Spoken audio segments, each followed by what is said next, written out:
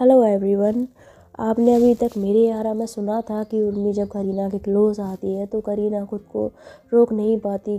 उसे ये तक याद नहीं रहता कि उर्मी से नाराज़ होने की, उसे छोड़ने की वजह क्या थी, और बस उसके प्यार के रंग में पूरी तरह से रंग जाती है। और ये दोनों करते हैं एक दूसरे के साथ घंटों तक रोमांस, और उस रोमांस में करीना इस कदर पागल होती है कि वो ये तक भूल जाती है कि उसे अपने काम यानी कि अपनी शूटिंग पर भी जाना था। और दूसरी तरफ शूटिंग में डायरेक्टर, एक्टर सभी लोग करीना के आने का वेट कर रहे थे, क्योंकि मूवी की लीड तो वही थी, शूटिंग उसके साथ ही होनी थी। एक्टर भी उसी के चक्कर में बैठा हुआ था। लेकिन करीना जब वहाँ नहीं पहुँचती तो सब लोगों के सब्र का बांध टूट जाता है, बहुत ज़्यादा परेशान हो जाते हैं। करीना को बार बार कॉल्स पे कॉल्स जा रहे थे, पर करीना इस कदर उर्मी के प्यार में रंग चुकी थी कि उसे कॉल्स वगैरह का कुछ पता नहीं लगता। वो अपने फ़ोन की तरफ देखती भी नहीं, और उसका फ़ोन था भी साइलेंट पे, जिसकी वजह से उसे पता ही नहीं लगता। और ये दोनों जब बेड पे एक दूसरे के साथ रोमांस कर रही थी तो जो उर्मी है वो थोड़ा सा ऊपर होती है, करीना को बहुत प्यार से देखती है, उसके गाल पे हाथ फेरती है, उसके गाल पे किस करती है, उससे बोलती है आई लव यू। तो करीना भी उसको गले में हाथ डाल कर कहती है आई लव यू टू। तो उर्मी बोलती है आगे से कभी मुझे छोड़ के मत जाना। तो करीना बोलती है मैं तुम्हें छोड़ के नहीं गई थी, मुझे मजबूर किया था तुमने, अगर तुम मुझे मजबूर ना करती तो मैं तुम्हें कभी छोड़ के ना जाती। तो उर्मी बोलते हैं आई एम सॉरी, मैंने तुम्हारी बात नहीं मानी ना, पर सच ये है कि तुमसे मैं बहुत ज़्यादा प्यार करती हूँ। पिछले 7 सालों में मैं तुम्हारे लिए पागलों की तरह हर जगह भागी हूँ, तुम्हें हर जगह ढूंढा है पर तुम मुझे कहीं नहीं मिली। लेकिन अब तुम मेरे पास आ गई हो ना, मैं तुम्हें खुद से दूर कभी नहीं जाने दूंगी, और तुम भी मुझसे कभी दूर मत जाना वरना मैं मर जाऊंगी।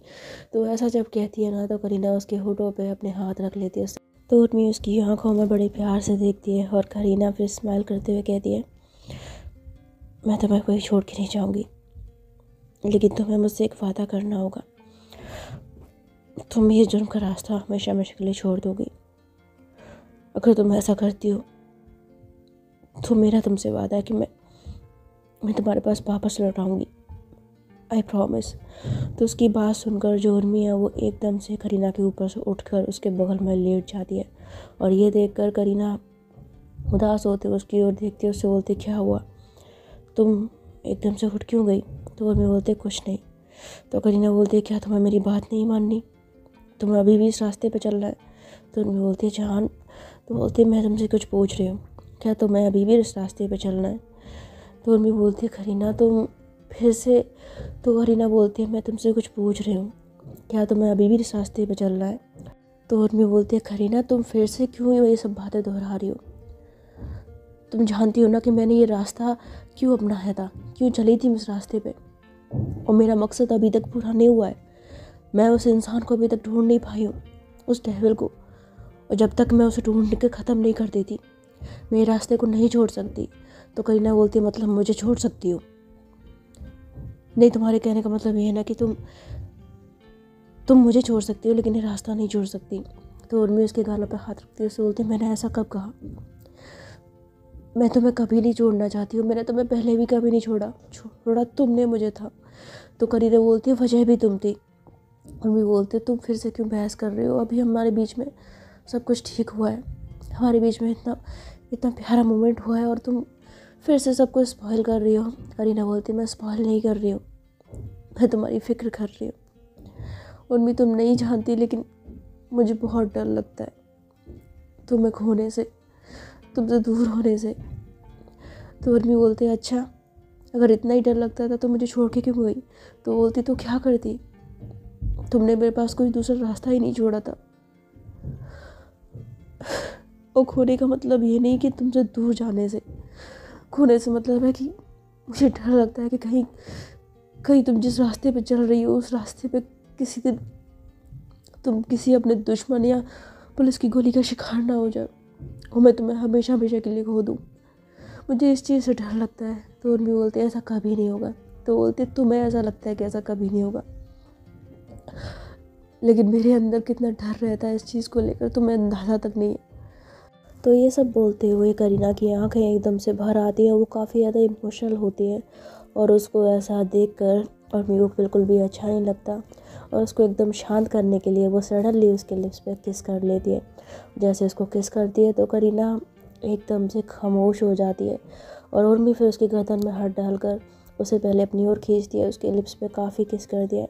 फिर ऐसे घूमते हुए उसको नीचे लिटा लेती है और ख़ुद उसके ऊपर आ जाती है और उसके लिप्स पे काफ़ी देर तक उसको प्यार करती रहती है, किस करती रहती है। और फिर उसके बाद उसके गालों को, उसके माथे को, उसकी नोज़ को, उसकी चिन को, सब चीज़ों को ऐसे चूमती है, उसकी गर्दन पे आके उसको बहुत ज़्यादा प्यार करती है। उसके हाथों को ऐसे बेड से कस के लगा के बिल्कुल अपनी गिरफ्त में कर लेती है और ये दोनों फिर से एक दूसरे के साथ खो जाते हैं। और इधर जो डायरेक्टर है वो जब काफ़ी देर तक उसका कृष्णा का इंतज़ार करता है, यानी करीना का, तो वो परेशान हो जाता है। वो कर देता है उस प्रोड्यूसर को कॉल। वो प्रोड्यूसर उस वक्त कहीं और जगह पे मौजूद था, वो किसी से बहुत इंपॉर्टेंट बात कर रहा था। उसी के बीच में जब उसका फ़ोन बजता है ना तो प्रोड्यूसर डिस्टर्ब हो जाता है और वो फ़ोन निकाल कर उस कॉल को कट कर देता है। तो डायरेक्टर उसको दोबारा से कॉल करता है, प्रोड्यूसर इस बार भी कॉल कट कर देता है, डायरेक्टर उसको फिर कॉल करता है। तो प्रोड्यूसर को काफ़ी गुस्सा आ जाता है बिकॉज़ उसकी काफ़ी ज़्यादा इंपॉर्टेंट बात चल रही थी और उसे इतना गुस्सा आता है कि वो रिसीव करके कहता है, हेलो क्या बात है, तुम्हें चैन नहीं है, तुम बार बार मुझे इस तरफ फ़ोन क्यों कर रहे हो।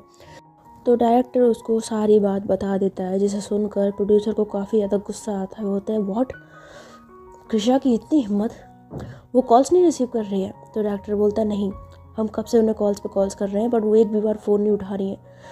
यहाँ पर शूटिंग रुकी पड़ी है, मेरे लेट भी इंतज़ार करते करते परेशान हो चुका है, अब आप ही बताइए क्या करें। तो ये बात सुनकर प्रोड्यूसर बोलता है ठीक है, मैं कृष्णा से बात करता हूँ। तो ऐसा कह के ना वो कॉल कट कर देता है और वापस से करता है कृष्णा को कॉल। लेकिन कृष्णा यानी करीना अभी भी उर्मी के साथ बिजी थी, तो वो उसका कॉल रिसीव नहीं कर पाती, उसे पता ही नहीं था। प्रोड्यूसर उसको कई बार फ़ोन करता है लेकिन एक बार भी जब उसका फ़ोन नहीं उठता ना तो उसके गुस्से का पारा हाई हो जाता है। इधर जो उस इम्पोर्टेंट काम में, जिस मीटिंग में वो बिज़ी था, उसमें भी उसे काफ़ी ज़्यादा नुकसान हो जाता है, जिसकी वजह से उस बंदे को इतना गुस्सा आता है कि वो अपनी गाड़ी में बैठकर निकल जाता है कृष्णा से मिलने के लिए। और कुछ ही घंटों में जब वो उसके घर पहुंचता है, यानी उसके बंगले पे, तो वहाँ अंदर जाता है और उसके दरवाजे को ज़ोर ज़ोर से खटखटाने लग जाता है। दरवाजे की आवाज़ सुनकर जो करीना है वो एकदम से चौंक जाती है और बेड से खड़े होते हुए कहती है, इस वक्त कौन आ गया, ये कौन हो सकता है। तो उर्मी बोलती है कौन होगा। तो बोलती है मुझे नहीं मालूम। तो बोलती देखो तुम जल्दी से उठो, कपड़े पहनो, पता नहीं कौन है, तुम जाओ, तुम एक काम करो, तुम वॉशरूम में जाके ना अपने कपड़े चेंज कर लो, मैं देखती हूँ। तो उर्मी जल्दी से उठकर वॉशरूम में चली जाती है और करीना अपने कपड़े कपड़े से निकाल कर पहनती है, थोड़े बालों को ठीक ठाक करती है और उसके बाद वो दरवाज़ा खोलती है। और दरवाज़ा खोलते ही प्रोड्यूसर उसकी आंखों के सामने बहुत ज़्यादा गुस्से में खड़ा होता है और उससे बोलता है तुम अपने आप को समझती क्या हो। तो वह इतनी गुस्से में जब उसको बोलता है ना तो करीना को उसके गुस्से की वजह समझ नहीं आती। तो वो चौंकते हुए कहती है आप इतना चिल्ला क्यों रहे हैं, क्या हो गया। तो प्रोड्यूसर कमरे के अंदर आ जाता है, उससे बोलता है क्या हो गया, तो मुझसे पूछ रही हो क्या हो गया। हाँ, तो मैं नहीं मालूम कि तुमने क्या किया है। तो करीना बोलती है क्या किया है मैंने। तो बोलते ज़्यादा ना अनजान मत बनो, तुम खुद को समझती क्या हो, हॉलीवुड की एक्ट्रेस का बन गई, तुम्हारे अंदर इतना एटीट्यूड आ गया कि तुम अपनी मनमानी करने लग गई हो, किसी बात का होश नहीं रहता है तुम्हें। तो उसकी ऐसे बातें सुनकर ना करीना को भी गुस्सा आ जाता है और उसे कहती है देखिए आप अपनी हद पार कर रहे हैं, मुझसे तमीज़ से बात करिए वरना। तो ऐसा जब वो उसको उंगली दिखाकर बोलती है ना तो वो प्रोड्यूसर और ज़्यादा गुस्सा आ जाता है और कहता है वरना क्या, क्या वरना क्या कर लोगी तुम, ज़्यादा एटीट्यूड आ गया है तुम्हारे अंदर, इतना घमंड आ गया कि तुम मुझे उंगली दिखा रही हो। मत भूलो कि आज तुम जिस मुकाम पे खड़ी हुई हो ना वो सब कुछ मेरी बदौलत है। अगर मैं तुम्हें अगर काम ना दिलवाता ना तो तुम्हें हॉलीवुड में काम मिलना तो दूर की बात, तुम्हारे जैसे हिंदुस्तानी चेहरे को वहाँ कोई पूछता भी नहीं। जिस नाम से दुनिया तुम्हें जानती है वो नाम भी मेरा दिया हुआ है मिस करीना, इसलिए अपनी हद में रहना और मुझसे ऊंची आवाज़ में बात तो बिल्कुल मत करना। तो करीना बोलती है हद पार मैं नहीं कर रही हूँ, हद पार आप कर रहे हैं। अब किस तरह से बात कर रहे हैं मुझसे, माना कि आपने मेरी बहुत हेल्प की है, आज मैं यहाँ पर हूँ सिर्फ आपकी बदौलत, लेकिन इसका मतलब ये नहीं कि सिर्फ आपकी मेहनत है, मेहनत मैंने भी की है इस नाम को बनाने में, यहाँ तक पहुँचने में। और आप एक बात बताइए, आप बिना वजह मुझे इस तरह से बेइज्जत कैसे कर सकते हैं, मेरी गलती क्या है। तो वो प्रोड्यूसर बोलता है गलती क्या है, मैंने तुम्हें साफ साफ बोला था कि तुम्हें टाइम पे शूटिंग पे पहुंचना है, लेकिन तुम यहाँ पर बैठी हुई हो, आराम फरमा रही हो। तुम्हें पता है तुम्हारी वजह से आज मेरा कितना नुकसान हुआ है, एक नहीं मैंने दो नुकसान झेले हैं, वो भी सिर्फ और सिर्फ तुम्हारी वजह से। तुम्हारी वजह से शूटिंग रोकनी पड़ी, सब लोग तुम्हारा इंतज़ार करते करते वहाँ पर पागल हो गए, हर कोई परेशान हो गया, यहाँ तक कि जो एक्टर्स आए थे वो भी गुस्सा होकर चले गए, सिर्फ और सिर्फ तुम्हारी वजह से। और तुम पूछ रही हो कि मैं तुम्हारे ऊपर चिल्ला क्यों रहा हूँ? हाँ, तो जब करीना ये बात सुनती है तो उसे सडनली याद आता है कि उसे तो शूटिंग पर भी जाना था। तो इस बात को एकदम सोच करना वो काफ़ी परेशान हो जाती है, कहती है ओ आई एम रियली सॉरी, मुझसे गलती हो गई, मुझे तो याद ही नहीं रहा इस बारे में कि मुझे शूटिंग पे जाना है। तो प्रोड्यूसर फिर बोलता है क्या मतलब तुम्हें याद नहीं रहा, नशा वशा करके बैठी रहती हो क्या तुम, जो तुम्हें अपने काम का होश नहीं रहता? तो वो होती है देखिए आप माने कि मेरे से गलती हुई है, लेकिन आप प्लीज़ शांत हो जाइए, अब इस तरह चिल्लाना बंद करिए। तो बोलते मैं इस तरह ही चिल्लाऊंगा और मैं इसी तरह से तुमसे बात करूंगा। तुमने आज मेरा बहुत नुकसान करवाया है और इस नुकसान की भरपाई तुम्हें करनी होगी। तो करीना बोलती ठीक है, जितना भी नुकसान हुआ है मैं आपकी भरपाई कर दूंगी, ठीक है, लेकिन प्लीज़ फॉर गॉड से इस तरह से चिल्लाना बंद करिए। तो जब इन दोनों के बीच में इस कदर बहसबाजी चल रही थी तो उर्मी इन सारी बातों को वॉशरूम में खड़े खड़े सुन लेती है और इसे इतना ज़्यादा गुस्सा आता है कि गुस्से में एकदम से दरवाज़ा खोलती है। उसके हाथ में बंदूक भी होती है, जिसे देखकर करीना एकदम से घबरा जाती है और उससे कहती है उर्मी। तो उर्मी भी सामने की तरफ देखती है, लेकिन तब तक वो प्रोड्यूसर वहाँ से जा चुका होता है। तो उसे देखकर उर्मी उसके पीछे जाने की कोशिश करती है, पर करीना एकदम उसका हाथ पकड़ लेती है, उससे बोलती कहाँ जा रही हो तुम? तो उर्मी बोलती है मैं उस आदमी को छोड़ूंगी नहीं, उसकी हिम्मत कैसे हुई तुमसे इस तरह से बात करने की? तो करीना उसका हाथ पकड़ कर उसे पीछे की ओर खींचती, उससे बोलते बकवास बंद करो और ये अपनी ये इसे अंदर रखो, समझे तुम? और तो ऐसा कहते हुए ना वो जल्दी से दरवाज़ा बंद कर लेती है और उर्मी के पास आती है, उससे बोलते तुम्हारा दिमाग ख़राब हो गया, तुम इस तरह खुलेआम अपनी ये गन लेकर तुम पागल वागल हो गई हो क्या? तो उर्मी बोलते हाँ पागल हो गई हो, तुमसे कोई इस तरह से बात करे मुझे बिल्कुल भी पसंद नहीं है। उसकी हिम्मत कैसे हुई तुमसे इस तरह बदतमीजी से बात करने की? वो तो गया मेरे यहाँ से आज, मैं सच बता रही हूँ, आज उसको मैं जान से मार दूंगी। तो ऐसा बोलती है ना, तो करीना बोलती है मेरी माँ यार मेरी ज़िंदगी में वैसी मुसीबत है क्या, मैं तुम एक और मुसीबत खड़ी मत करो, जो कुछ भी है मेरी लाइफ में मैं खुद सॉल्व कर लूँगी, तुम्हें मेहरबानी करने की ज़रूरत नहीं है। तो अभी बोलती है जान तुम कैसी बातें कर रही हो, मैं तुम पे कोई मेहरबानी नहीं कर रही हूँ, मैं तो तुम्हारी हेल्प करना चाहती हूँ। तो वो तो करीना बोलती है नहीं भाई मुझे नहीं चाहिए तुम्हारी हेल्प, प्लीज़ भगवान के लिए मुझे बख्श दो, मुझे तुम्हारी बिल्कुल भी मदद नहीं चाहिए, मैं अपनी प्रॉब्लम्स को खुद सॉल्व कर लूँगी, भगवान के लिए तुम यहाँ से चली जाओ। तो उर्मी बोलती है यार तुम ऐसे बिहेव क्यों करती हो मेरे साथ, मैं कोई अजनबी थोड़ी हूँ, तुम मुझसे हेल्प नहीं ले सकती क्या? तो बोलती है हेल्प ले सकती हूँ, लेकिन तुम्हारी हेल्प नहीं ले सकती, क्योंकि मुझे पता है तुम हेल्प के नाम पे ना किसी को टपकाने का काम ही कर सकती हो। तो उर्मी बोलती है जान, तो बोलती है कुछ जानवर नहीं, देखो मेरा दिमाग ना इस वक्त बहुत ख़राब है, तो तुम यहाँ से प्लीज़ चली जाओ, मैं इस वक्त अकेला रहना चाहती हूँ। तो उर्मी बोलती है तुम मुझे अपने घर से भगाना चाहती हो? तो बोलती हाँ कुछ ऐसे समझ लो, जाओ यहाँ से। तो उर्मी बोलती है ठीक है चली तो मैं जाऊँगी, लेकिन जाने से पहले एक बात बोल देती हूँ, अगर मुझे पता लगा कि इस आदमी ने तुम्हारे साथ कोई भी बदतमीज़ी किया है, तुम्हें परेशान किया है, तो फिर उसके बाद मैं इसे ज़िंदा नहीं छोड़ूंगी। तो ऐसा जब बोलती है ना, तो करीना बोलती है नहीं उर्मी तुम्हें ऐसा कुछ करने की ज़रूरत नहीं है। तो उर्मी बोलती है मैं ऐसा करूँगी, इसने अगर तुम्हें ज़रा सी तकलीफ़ दी ना तो ये बंदा गया मेरे हाथ से। उसको ऐसा बोलते हुए एकदम से उर्मी करीना की लिप्स पे ना किस कर लेती है। तो करीना एकदम शॉक में हो जाती है, उसे कुछ समझ नहीं आता, वो उर्मी की तरफ देख रही थी और उर्मी स्माइल करते हुए कहती है अच्छा मैं चलती हूँ, ठीक है, अपना ख्याल रखना और मैं बहुत जल्द तुमसे मिलने आऊँगी। तो ऐसा बोल कर ना वो वहाँ से चली जाती है और बेचारी करीना अपना सर पीट लेती है, कहती क्या मुसीबत है। और इसी तरह से 2-3 दिन बीत जाते हैं और करीना की शूटिंग फिर से स्टार्ट होती है। और इस शूटिंग में एक सीन होता है जिसमें एक आदमी को करीना के पेट पर चाकू से हमला करना था। तो जैसे ही शूटिंग स्टार्ट होती है ना, करीना अपनी जगह पर बैठ जाती है और एक आदमी चाकू लेकर धीरे धीरे उसकी ओर बढ़ता है। शूटिंग चल रही थी, सभी लोगों का ध्यान था और एकदम से वो बंदा करीना के पेट में चाकू से हमला कर देता है और चाकू पेट में मारते ही करीना की जोर की चीख निकलती है और वो चीख इतनी जोर की होती है ना कि देखने वाले भी देखकर हैरान रह जाते हैं। सब सोचते हैं कि करीना कितनी ज़्यादा रियलिस्टिक एक्टिंग कर रही है और डायरेक्टर तो खुश होते हैं, मन में कहता है well done Krisha well done.